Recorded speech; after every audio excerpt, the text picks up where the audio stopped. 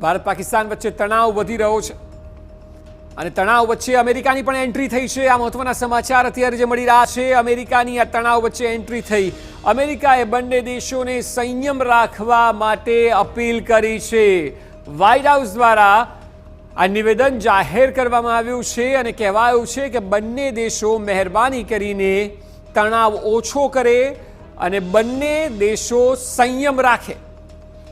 જો કે અમેરિકાને ખ્યાલ છે કે ભારત સતત સંયમ રાખી રહ્યું છે, કારણ કે ભારતે દરેક ગતિવિધિઓમાં અમેરિકાને માહિતગાર કર્યું છે। પાકિસ્તાનની આ નાપાક હરકત છે કે જે પહેલગામથી શરૂ થઈ, ત્યારબાદ પણ પાકિસ્તાને સ્વીકાર્યું નહીં અને પાકિસ્તાને ભારતને ગીદડ ધમકીઓ જ આપી, જેના ભાગરૂપે આ સ્થિતિ અહીં આવીને અટકી છે। ત્યારે તણાવ વચ્ચે અમેરિકા કહી રહ્યું છે કે બંને દેશો સંયમ રાખે તેવી અપીલ અમે કરી રહ્યા છીએ અને વ્હાઇટ હાઉસ દ્વારા આ નિવેદન સત્તાવાર રીતે આપવામાં આવ્યું છે।